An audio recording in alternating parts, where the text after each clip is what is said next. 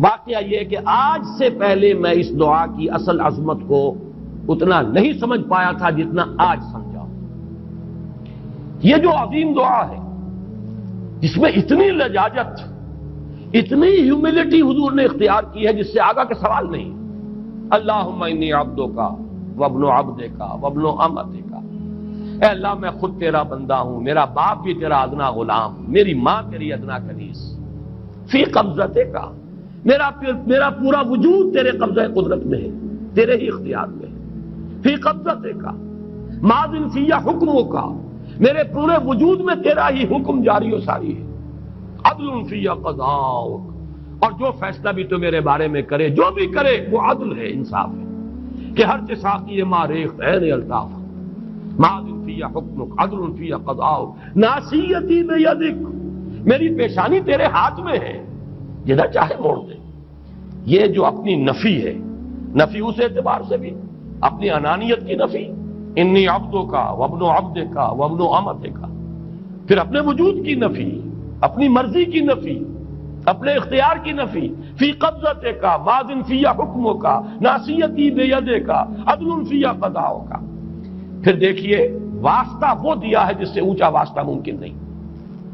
اسألوک بکل اسم ہو لک، قرآن مجید میں آیا نا، فدوہ بہا وللہ الاسماء الحسنی فدوہ بہا. اچھے نام اللہ کے ہیں، اس کو پکارا کرو ان ناموں کے حوالے سے. اب نام کہاں سے جمع کریں سارے؟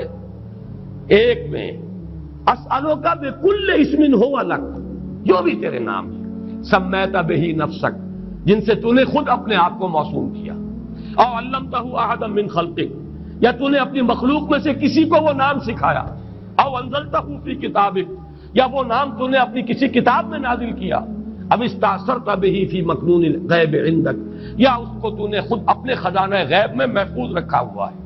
تیرے وہ نام بھی ہیں جو تو نے کسی کو ابھی سکھائے ہی نہیں، تو نے اپنی کتاب میں کسی میں نازل ہی نہیں کیے.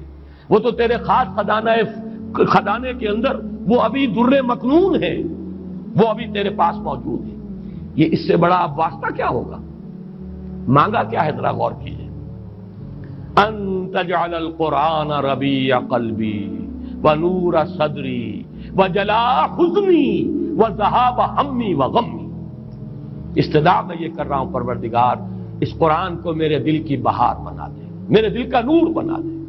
نور صدری، ان تجعل القرآن ربیع قلبی، میرے دل کی بہار، ونور صدری، میرے سینے کا نور، وجلاء حزنی، یہ حزن جو جس سے کہ محمد دو چار ہے صلی اللہ علیہ وسلم، یہ وہ کیفیت جو ہے قبض کی، اس کو دور کرنے کا ذریعہ بنا دے اس قرآن کو. جلاء حزنی وذہاب ہمی وغمی، اور میرے ہموم، میرے تفکرات، میرے غموں کو دور کرنے کا ذریعہ بنا دے. یہ عظیم دعا آج سورۃ الضحیٰ پر غور و فکر کرتے ہوئے، ویسے تو میں تقریباً 30 برس سے اس دعا کا مبلغ ہوں، اس لیے کہ جب میں نے یہاں کام شروع کیا تھا لاہور میں، جو تقریریں کی تھی مسلمانوں پر قرآن مجید کے حقوق کے نام سے جو شائع شدہ ہیں، اس پمفلٹ کے آخر میں نے یہ دعا درج کی ہے. یہ اصل میں کچھ مختلف احادیث میں ٹکڑے آئے ہیں، کہیں کوئی ایک ٹکڑا کم ہے، کہیں دوسرا کم ہے. میں نے بڑی تحقیق کر کے تمام روایتوں کو جمع کر کے پھر اس کو مرتب کیا ہے، اور وہ بڑی خوبصورت میں نے اس کی سیٹنگ کی ہے، اور وہ اس کتابچے کے آخر میں ہے.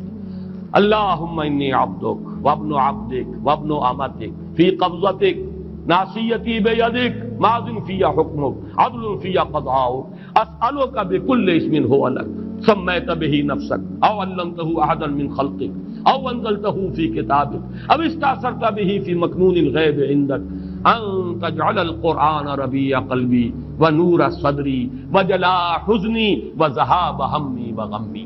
یہ وہ کیفیت ہے، اور وہ قرآن جو اس کیفیت میں سب سے زیادہ پر تاثیر ہے وہ یہ قرآن ہے، ان دو صورتوں پر مشتمل قرآن، سورۃ الضحیٰ، سورۃ الانشراح.